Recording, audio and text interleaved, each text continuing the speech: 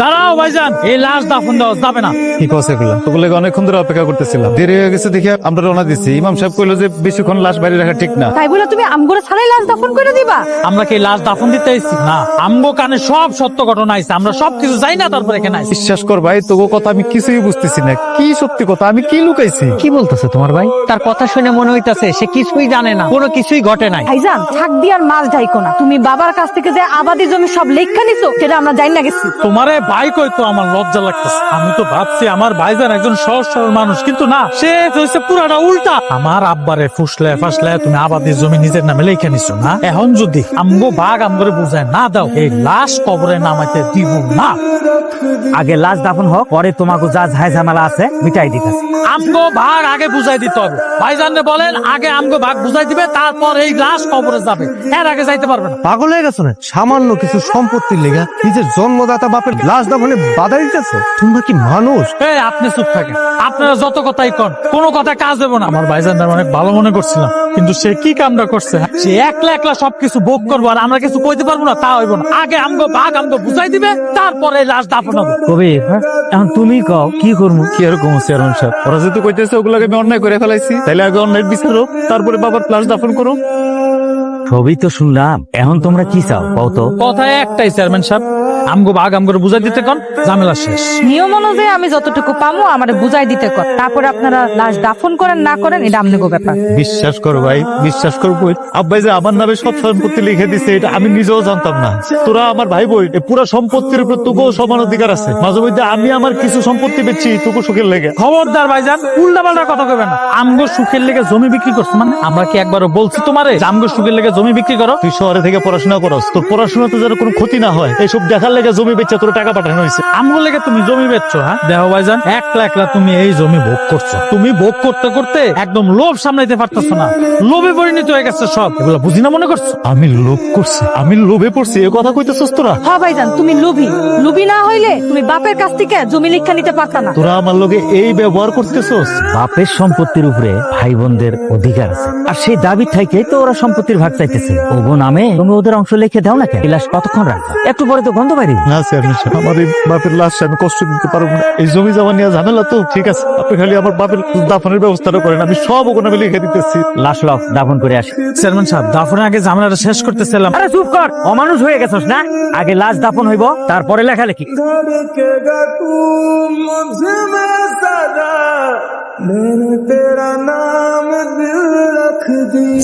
কি রে বাবা, কিছু কইবি? মন নাই, কাল রাতে ফোন দিছিল আব্বা, ওর সেমিস্টারের টাকা লাগবো, টাকাগুলো জোগাড় করার দরকার, তাড়াতাড়ি পাঠান দরকার। তুই না সেদিন টাকা পাঠাইলি, তোরে তখনই আমি কইছিলাম তোরে পড়ালেখা করার লেগে ঢাকা পাঠায় লাভ নাই, তুই খরচ সামাল দিতে পারবি না, টাকা পাবি কই? আমি উত্তরপাড়ার জমিটা হুদাই করে রয়েছে আব্বা, চাষবাসও করি না, ওইটা বেঁচে দিই। উত্তর পাড়ার জমি বেচে দিবি ভাইয়ের লেগে টাকা পাঠানোর লেগে? ওই জমি তোরও না? আরে আমি মইরা গেলে তো ওই জমির মালিক তোরা সবাই হবি, তোর জমি বেচে ওরে টাকা পাঠাবি কেন? ওরে কইয়া দে পড়ালেখার কাম নাই। ও পড়াশোনা করে বিরাট বড় চাকরি করবো আব্বা, বিরাট বড় চাকরি করলে আমার গ্রামে প্রচুর জায়গা জমি কিনে দেবো, তখন তো আমি জায়গা জমি চাষ করে শেষ করতে পারবো না। দেখেন দুনিয়াটা এত সহজ না, বরং আমি যা কইছি সেটা শোন। সহজ করে দেখলেই সহজ। আপনি এরকম হুট করে জমিটা বিক্রি করে দিলেন কেন? আরে ছোট ভাই সেমিস্টারে টাকা বাকি, নগদ টাকা আছে যে টাকা দিব, এর লেগে তো জমি বেচা লাগছে। আপনি যদি এরকম একটার পর একটা জমি বিক্রি করতে থাকেন তাহলে তো আমগো কিছুই থাকবো না। আরে ওর পড়াশোনা শেষ হলে একটা ভালো চাকরি পাবো, তখন আমরা জমি জমা কিনুম না, আর ওকে আমার জমি কিনে দেবো না। তখন তুমি আর আব্বাই মিলে না এই বিষয় নিয়ে বেশি চিন্তা করতেছো, চিন্তা করে প্রেশার বাড়াইতেছো। এত চিন্তা করেন, আমার ভাইরে আমি চিনি না। আপনার ভাইরে যে আপনি কি ছিলেন সেটা সময় হলে আপনি বুঝতে পারবেন। ওই দিন আপনি কাইন্দা উকুল পাইবেন না।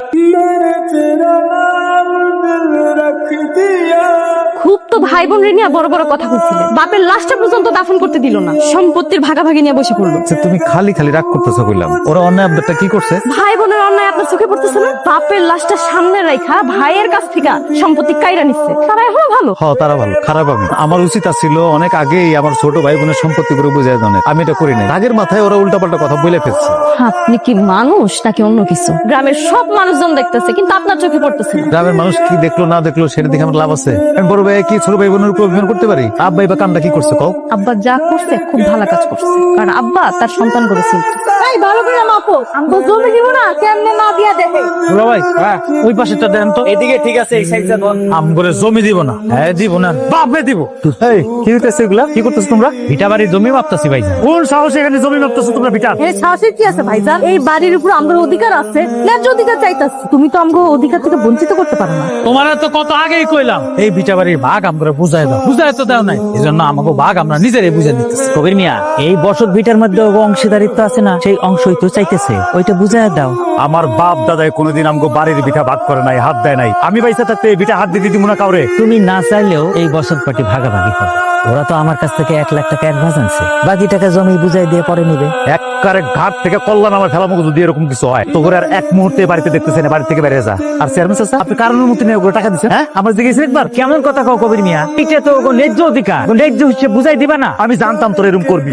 এর লাগে তোরা যখন ভাগ চাইছিলি ভিটার, আমি করতে দেই নাই। তুমি কি মনে করছো একলা একলা জমি সব ভোগ করবা, ভিটা বাড়ি 14 গোষ্ঠী একলাই খাই লেবা, আমগো ভাগ আমগো বুঝাই দিবা না? আজকে জোর করে নেব, দেখি তুমি কি করতে পারো। আজ থেকে এটা খুনাখুনি হয়ে যাবো গেলাম। হইলে হোক, তুমি তোমার ক্ষমতা দেখাবে, আমি কি চাই চাই দেখবো?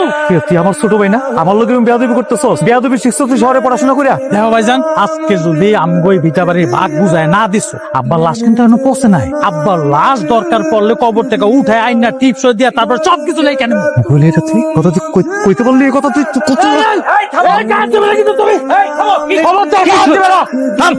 কি শুরু করছো তোমরা? তুমি দেশের আইন কানুন মানো না?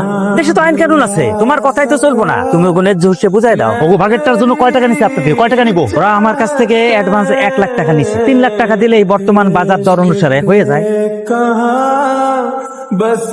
তোমার গয়নাগুলো দাও তো, নিয়ে আসো তো একটু। কি দেখতেছেন অমন করে? আপনি আপনার বাপ দাদার বাড়ি ভিটা ছাড়া থাকতে পারবেন না।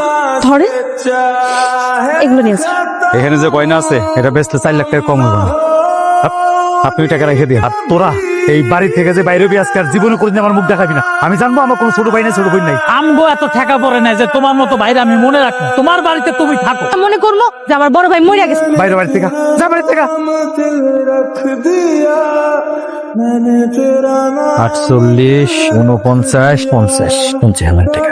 অনেক কষ্টেই করে টাকা পাইলাম। তাও কি তোর ছোট লোক বড় ভাই দিতে চায়? তুই চালাকের চালাক, তুই ভাবছিস কি চালাক আমি বুঝি না? মূল ছোট লোক আমি আমার ইহো জন্মে দেখি। তাও যে দিছে, শুকুর আলহামদুলিল্লাহ বলো। আচ্ছা যাই হোক, এই 50,000 টাকা আমার কাজে লাগবে। আমি এখানে একটু বাইরে উঠছি। তোমার কাজে লাগবে মানে? বাংলা কথা কইতাছি যে এই 50,000 টাকা আমার কাজে লাগবে। এখন আমি যাইতাছি, চুপ করে বয়ে থাক। আর এই যে বাকি 50,000 টাকা আছে না, এইটা ওয়ার্ডরোবের মধ্যে ঢুকায় রাখ। আচ্ছা শুনো, এইবার কিন্তু তুমি টাকা নষ্ট করো না, ভালো একটা ব্যবসার কাজে ব্যবহার করো। আমি কি কিছু বুঝি না? আমার যেটা দরকার আমি সেটা করবো। ভালো কাজে আমি ব্যবহার করবো, তুই নিশ্চিন্তে থাক, তুমি চিন্তা করিস না। এর আগেও কিন্তু আমি বাপের বাড়ি থেকে তোমার অনেকবার টাকা আইনা দিছি, তুমি কিন্তু প্রত্যেকবারই টাকা নষ্ট করছো। এইবার টাকা নষ্ট করো না। হ্যাঁ, আমার অনেক কিছু দিছো তো, আমরা কচু ধরাই দিছো, মুলা ধরাই দিছো, আমি বুঝি না? যে বিয়ার পর থেকে আজ পর্যন্ত তোমার আমি কিছু দিতে পারি না, যা ছিল আজকে তাও খোয়াইলাম। আমি তো গহনা নিয়ে চিন্তা করতেছি না, আমি আপনার নিয়ে ভাবতেছি। আপনি মুখে যতই কোন আপনি ভালো আছেন, আমি তো জানি আপনি মনে মনে কত কষ্ট পাইতেছেন। কষ্ট কি তুমি পাও নাই? তুমি তো কষ্ট পেয়েছো। আমার এই ছোট ভাই বোন দিদারে তুমি তোমার নিজের ভাই বোনের মতো দেখছো, অথচ তারা তোমার আজকে কষ্টটা দিল। এটা তো একদিন না একদিন হওয়ার আছে। আমি আপনার কত বুঝাইছিলাম, কিন্তু আপনি আমার কথা শুনেন। আর কেউ জানুক আর না জানো, একজন তো জানে আমি কারো লগে অন্যায় করি নাই। আপনি স্বপ্নে চিন্তা করেন না, দেখবেন আল্লাহ একদিন সব ঠিক করে দিচ্ছে। আমার যে কেমন লাগতেছে আমি বুঝাইতে পারব না তোমারে। আব্বারে দেওয়া ওয়াদা আমি রাখতে পারিনি।